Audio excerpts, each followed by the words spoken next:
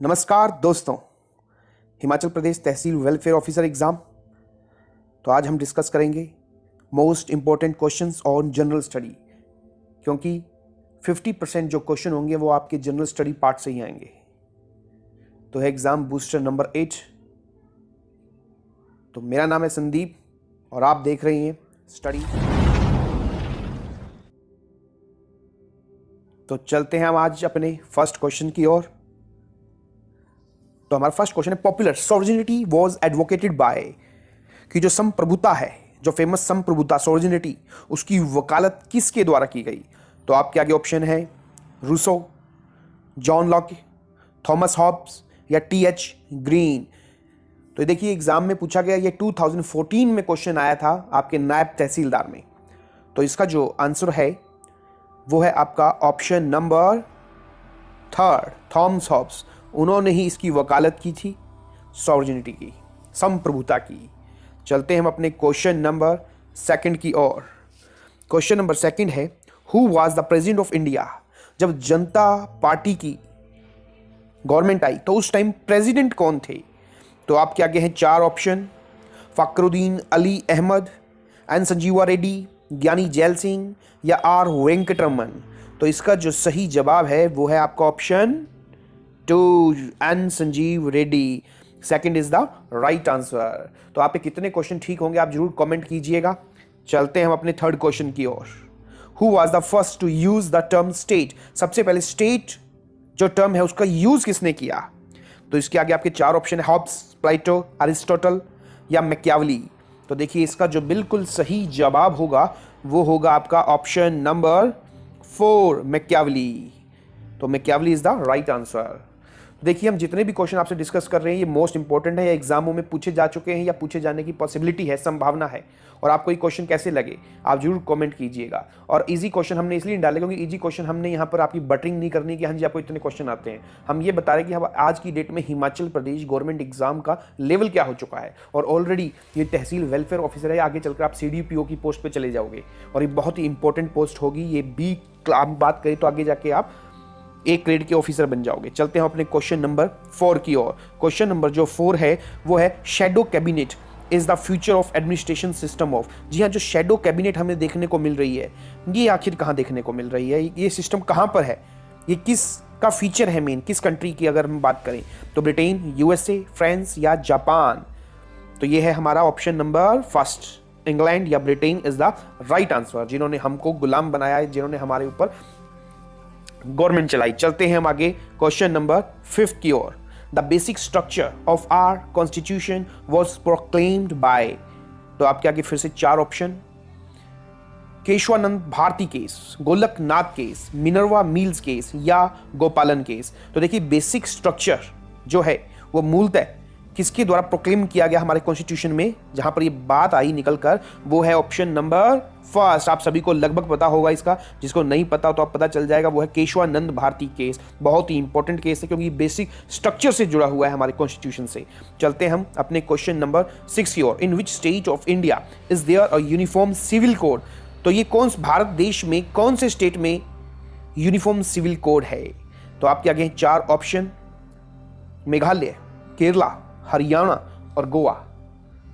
तो इसका जो बिल्कुल सही जवाब है वो है आपका option 4, Goa is the right answer. तो आप देख लीजिएगा। चलते हैं हम अपने क्वेश्चन नंबर 7 की ओर। देखिए एक टाइप का आपका मॉक टेस्ट है, आपको इससे ये पता चलेगा कि आपकी प्रिपरेशन किस लेवल पे चल रही है। और किसी भी बच्चे को करंट अफेयर चाहिए हो, बिल्कुल 2019 और 2020 एब्सोल्युटली फ्री होंगे, फ्री ऑफ कॉस्ट होंगे, तो आप मुझे व्हाट्सअप कर सकते हैं। चलते हैं अपने क्वेश्चन नंबर 7 की ओर। सरकारिया आयोग, सरकारिया कमीशन जिसे हम बोलते हैं, वॉज कंसर्न विद, वो किससे कंसर्न है? सरकारिया कमीशन या सरकारिया आयोग। तो ये बहुत ही पॉपुलर क्वेश्चन, बहुत बार एग्जामों में पूछा गया क्वेश्चन है। तो आपके आगे 4 ऑप्शन है, administrative reforms, electoral reforms, financial या सेंटर स्टेट रिलेशन। जी हाँ, इसका जो है बिल्कुल सही जवाब option number 4, centre state relation. जी हाँ, तो ये है। चलते हैं हम अपने नेक्स्ट क्वेश्चन की ओर। Question number 8, who was the pioneer of Bengal school of art? ये है आपके आर्ट एंड कल्चर से आए हैं क्वेश्चन। तो नंदलाल बोस, बीसी सान्याल, जेमिनी रॉय या अविंद्रनाथ टैगोर? जी हाँ, इसका जो बिल्कुल सही जवाब है वो है आपका नंदलाल बोस। यही है जो बंगाल स्कूल ऑफ आर्ट से जुड़े हुए हैं। चलते हैं अपने क्वेश्चन नंबर 9 की ओर। राजस्थानी एंड पहाड़ी स्कूल ऑफ आर्ट, आपको पता होगा पहाड़ी स्कूल ऑफ आर्ट हमारे हिमाचल प्रदेश से रिलेटेड। तो राजस्थानी और Pahari school of art from are famous for, ये किस चीज के लिए फेमस है आप सभी को पता होगा। तो ये है, इसका जो आंसर आएगा वो है पेंटिंग। पहाड़ी पेंटिंग आप सभी को पता है, संसार चंद के टाइम में काफी फली फूली कांगड़ा में। चलते हैं अपने क्वेश्चन नंबर 10 की ओर। व्हाट इज द विश्व मोहिनी? तो ये विश्व मोहिनी क्या है? तो आपके आगे हैं 4 option. Name for India's beauty queen, the title given to Lata Mangeshkar for her contribution to music, an Indianship, a famous book on Indian dances. तो इसका जो बिल्कुल सही जवाब है वो है आपका option 2, the title given to Lata Mangeshkar for her contribution to music. तो ये बिल्कुल एब्सोल्युटली राइट आंसर है। ये भी आपका एचएस में भी एग्जाम में क्वेश्चन पूछा गया 2016 में, और नायब तहसीलदार में भी पूछा गया है, और एक बार एलाइड एग्जाम में भी पूछा गया क्वेश्चन है ये। चलते हैं हम अपने क्वेश्चन नंबर 11 की ओर। Gandhi ji movement of boycotting the foreign goods um, जो फॉरेन गुड्स की बॉयकॉटिंग थी तो वो किससे रिलेटेड थी, हम बात की जाए तो आपका यही है, इसके 4 ऑप्शन हैं। किस इंडस्ट्री के लिए उन्होंने ऐसा किया था? Full independence, creating anti British statement, promotion of welfare state, या प्रमोशन ऑफ कॉटेज इंडस्ट्री। तो आप सभी को पता होगा ये किस चीज़ के लिए था, ये था हमारा कॉटेज इंडस्ट्री के लिए, उसकी प्रमोशन के लिए। तो option 4 is the right answer. चलते हैं हम अपने 12th क्वेश्चन की ओर। Who introduce doctrine of lapse? देखिए आप सभी को पता होगा ये बहुत ही सिंपल सा क्वेश्चन है और काफी बार पूछा गया क्वेश्चन है। इसमें हमारा मेन मकसद ये डिस्कस करने का नहीं था, बट परंतु लेकिन किंतु सबसे पहले मैं इसके आंसर पे लेके चलता हूं, फिर मैं अकेले चलता हूं इसकी मेन फीचर जिसके लिए मैंने आपसे ये क्वेश्चन पूछा। तो जो लॉर्ड ऑफ डलहौजी, देखिए इसका आंसर है Lord Dalhousie. Doctrine of lapse किसके थ्रू चलाया गया? आपको याद करने का सिंपल सा तरीका, जिस भी स्टूडेंट को ये याद नहीं है, D for doctrine of lapse और डी फॉर लॉर्ड डलहौजी। अब बात आती है सबसे पहले ये स्टार्ट किसने किया? लॉर्ड डलहौजी ने स्टार्ट किया या किसी और ने स्टार्ट किया? देखिए अगर ये मैं बात की जाए तो सबसे पहले ये फ्रेंच जो गवर्नर थे जिनका नाम था डुप्ले, उनके थ्रू ये चीजें लाई गई थी। ठीक है, बाद में अंग्रेजों ने अपनाई, और देखा जाए तो फ्रेंच लोग ज्यादा खतरनाक थे, ब्रिटिशर्स थे, मतलब पॉलिसी उनकी, लेकिन उनकी गवर्नमेंट उनको ज्यादा तवज्जो नहीं देती थी। दैट्स वाई फ्रेंच का यहाँ से जो था वो सारा सारा सिमट गया और ब्रिटिशर यहाँ छा गए और उन्होंने हमको गुलाम बनाया। चलते हैं अपने क्वेश्चन नंबर 13 पर। गांधी इरविन पैक्ट ये कब साइन हुआ? बहुत ही इंपॉर्टेंट क्वेश्चन। 10 मार्च 1930 को, या 20 मार्च 1931 को, 12 मार्च 1930 को, या 5 मार्च 1931? तो जी हाँ, इसका जो एब्सोल्यूट राइट आंसर है वो आपका ऑप्शन 4, 5 मार्च 1931। चलते हैं अपने क्वेश्चन नंबर 14 पर। हु फाउंडर द नौजवान भारत सभा? नौजवान जो भारत सभा थी उसकी नींव किसने रखी थी? उसको फाउंडेड कौन था, उसका फाउंडर कौन था अगर बात की जाए यहाँ पर? तो आपके आगे 4 ऑप्शन हैं। बीसी पाल, जी सुब्रमण्यम अय्यर, सरदार भगत सिंह, या रुक्मणी लक्ष्मीपात? तो इसका जो बिल्कुल सही जवाब है वो आपका ऑप्शन 3, सरदार भगत सिंह। बहुत ही इंपॉर्टेंट क्वेश्चन, इन्होंने ही नौजवान भारत सभा की नींव डाली थी। चलते हैं अपने क्वेश्चन नंबर 15 पर। द नरेंद्र मंडल, देखिए हिमाचल में भी नरेंद्र मंडल था, आपको पता होगा ये वाली बात। तो नरेंद्र मंडल और chamber of princes was inaugurated in 1921 by, किसके थ्रू इसका इनॉग्रेशन किया गया था? तो आपके आगे 4 ऑप्शन है। Lord Curzon, Lord Wellesley, Duke of Connaught, Duke of Willingdon? तो जी हाँ, इसका जो बिल्कुल सही जवाब है वो ऑप्शन 3। तो ये बहुत इंपॉर्टेंट है, देख लीजिएगा। चलते हैं हम अपने क्वेश्चन नंबर 16 की ओर। क्वेश्चन नंबर 16 बहुत बार एग्जाम में पूछा गया।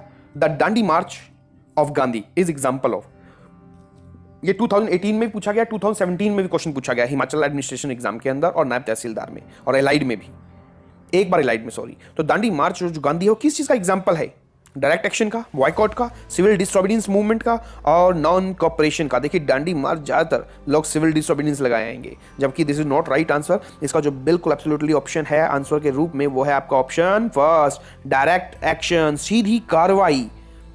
तो चलते हैं हम अपने क्वेश्चन नंबर 17 की ओर। Which state is famous for step wells? जी हाँ, तो कौन सा ऐसा राज्य है जो स्टेप वेल के लिए बहुत ही ज्यादा फेमस है? जैसे स्टेप वेल आप जानते होंगे, सीढ़ी दर सीढ़ी लास्ट में जो कुआं सा बना होता है। तो महाराष्ट्र, गुजरात, उड़ीसा या मणिपुर। तो इसका जो बिल्कुल सही जवाब है वो है आपका option 2, Gujarat is the right answer. चलते हैं हम अपने क्वेश्चन नंबर 18 पर। Where is Indian Institute of Petroleum located? देखिए ये कहाँ है, विशाखापट्टनम, दिल्ली, देहरादून या चेन्नई। पेट्रोलियम जो है इंडियन इंस्टीट्यूट ऑफ पेट्रोलियम, तो ये कहाँ पर है? इसका जो बिल्कुल सही जवाब है वो है आपका ऑप्शन 3, देहरादून में। This is the right answer. चलते हैं अपने आज के सेकंड लास्ट क्वेश्चन की ओर। Which city were first connected by the STD service? आपको पता होगा एसटीडी क्या है, तो सबसे पहले ये कहाँ पर जुड़ी, कहाँ से कनेक्ट हुई, अगर यहाँ पर बात की जाए तो आपके आगे हैं 4 ऑप्शन, और इसका जो बिल्कुल सही जवाब है वो है कानपुर टू लखनऊ। यूपी के अंदर कानपुर टू लखनऊ में एसटीडी सर्विस से जुड़ी ये चीज़ें हैं। तो 3 तरह की सर्विस होती थी। अगर हम बात करें जब लैंडलाइन फ़ोन हुआ करते, पहला लोकल, फिर एसटीडी और एक आईएसडी। तो एसटीडी के अंदर कानपुर लखनऊ को सबसे पहले जोड़ा गया। चलते हम अपने क्वेश्चन नंबर 20 की ओर। तो देखिए क्वेश्चन नंबर जो 20 है, where is National Chemical Laboratory located? तो ये कहाँ है? तो इसका जो बिल्कुल सही जवाब है वो है आपका Pune. Pune is the right answer. तो ये थे आपके जनरल स्टडी से रिलेटेड क्वेश्चन। आपको ये वीडियो कैसा लगा जरूर कमेंट कीजिए। अच्छा लगा तो लाइक कीजिए और सब्सक्राइब तो बनता ही है। तो मिलते हैं हम अपने नेक्स्ट वीडियो में। तब तक के लिए आप अपनी तैयारी को और ज़्यादा अच्छी कीजिए।